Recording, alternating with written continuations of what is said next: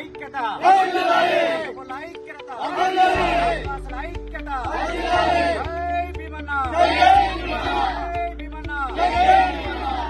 నా పేరు గాండ్ల రామచందర్, ఆదివాసీ నాయక్ జిల్లా సేవా సంఘానికి అధ్యక్షునిగా కొనసాగుతున్నాను. మరి ముఖ్యంగా మొన్న 13వ తారీఖు రోజు ఏదైతే సాయంకాలం నుంచి మొదలుకొని మరి తెల్లవారుజాము వరకు ఏదైతే దుర్ఘటన జరిగిందో దానికి మేము చాలా విచారం వ్యక్తం చేస్తున్నాం. అది మా హృదయాల్లో ఒక దుర్ఘటనగానే నిలిచిపోయింది. గత 70-80 సంవత్సరాల నుంచి మాకు ఊహ తెలిసినప్పటి నుంచి ఇక్కడ భీమన్న దేవాలయంలో మేము అత్యంత భక్తి శ్రద్ధలతో మేము కార్యక్రమాలు పండుగలు అన్ని చేసుకుంటాం. కానీ ఈ రోజు 70-80 సంవత్సరాల తర్వాత ఇలాంటి దుర్ఘటన జరిగిందంటే మరి ఎక్కడ లోపం జరిగిందో అని చెప్పేసి మేము కూడా విశ్లేషిస్తున్నాం.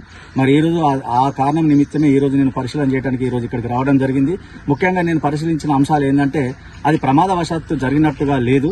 వాస్తవానికి కావాలని ఎవరో మరి గజాలను దేవుళ్ళ గజాలను రూపాలను కాల్చి చేసినట్లుగా మాకు కొంచెం అనుమానం అయితే మరి వ్యక్తం చేస్తా ఉన్నాం. మరి ముఖ్యంగా మరి అది ఎవరు చేశారో అనేది మాత్రం అనుమానితులు మా దృష్టిలో ఎవరు లేరు. మేము ఎవరికి కూడా ఇక్కడ ఎలాంటి అన్యాయాలు ఎప్పుడు చేయలేదు. ఎవరితో మాకు గొడవలు లేవు. ఏ విషయమైనటువంటి పట్టింపులు పంతాలు కూడా లేవు. కానీ ఎలా జరిగింది అనేది మా ఊహకు కూడా అందటం లేదు. మరి ముఖ్యంగా మేము పోలీస్ శాఖ వారితో విన్నవిస్తున్నాం ఏంటంటే తప్పకుండా మరి మీరు అతి తొందరగా ఏదైతే మరి చేసినటువంటి దుర్ఘటన నిందితులు ఎవరైతే ఉన్నారని మేము అనుకుంటున్నామో మీరు ఎవరైతే ఉన్నారో వాళ్ళని తక్షణమే మరి గుర్తించి వాళ్ళ మీద చట్ట ప్రకారం చర్యలు తీసుకోవాలని చెప్పేసి మేము డిమాండ్ చేస్తా ఉన్నాం. మరి నిన్నటి రోజున ఏదైతే జరిగిన సంఘటన కార్యక్రమం ఏందో దాన్ని తక్షణమే రూపుమాపడానికి మరి పోలీసు వాళ్ళు కూడా ఏంటంటే అది జరిగింది ఒక కనబడుతుంది, అది బాగుండదు, మేమే దాన్ని బాగు చేయిస్తామని చెప్పేసి అన్నారు.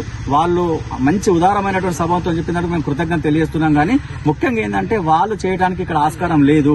ఎందుకంటే అవి గజాలు అనేటివి మా దేవుడి ప్రతిరూపాలు. ఆ దేవుడి ప్రతిరూపాలని మేము అత్యంత భక్తి శ్రద్ధలతోని పూజా కార్యక్రమం నిర్వహించి మేము గంగా జలాలతో అభిషేకం చేసిన తర్వాత ఊరేంపుగా వచ్చేసి ఇక్కడ బ్రాహ్మణోత్తం చేసి వేద పండితుల మధ్యన దాన్ని పాన ప్రతిష్ఠ చేసి మేము గజాలను ఇక్కడ పెట్టి మరి పునఃప్రతిష్టాపన చేస్తాం. కాబట్టి ఇప్పుడు అలాంటి పునఃప్రతిష్టాపన చేద్దామంటే ఇప్పుడు మూడాలు ఉన్నాయి. ఆషాఢ మాసంలో పనికిరాదు. కాబట్టి ఈ నెల 20వ తారీఖు తర్వాత మరి మంచి రోజులు శ్రావణ మాసం వస్తుంది. కాబట్టి మేము ఆ మాసంలో మొత్తం ఒక రోజు తెలియజేసి మీకు పోలీస్ శాఖ వారికి కూడా డేట్ మేము ఇస్తాము. అవసరమైతే వాళ్ళు కూడా ఇక్కడికి వచ్చి మా పూజా కార్యక్రమంలో పాల్గొనాలని చెప్పేసి ఈ సభాముఖంగా మేము వాళ్ళని కూడా ఆహ్వానం పలుకుతున్నాం. కానీ ముఖ్యంగా మాకు పోలీస్ శాఖ వారు సహకరించేది ఏంటంటే అప్పుడప్పుడు ఇక్కడ గస్తీ తిరిగే ప్రయత్నాలు చేస్తూ ఎవరైతే ఇటువంటి దుండగలు దుశ్చర్యలకు గురికాకుండా ఉంటారో అప్పుడప్పుడు మరి పోలీసు గస్తీ తిరగాలని చెప్పేసి కూడా కోరుతా ఉన్నాము.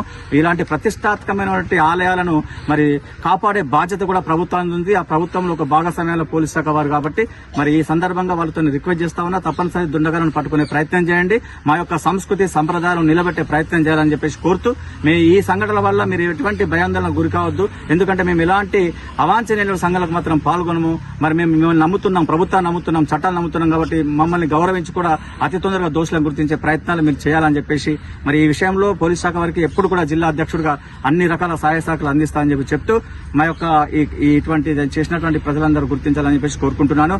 జై ఆదివాసీ, జై భీమన్న.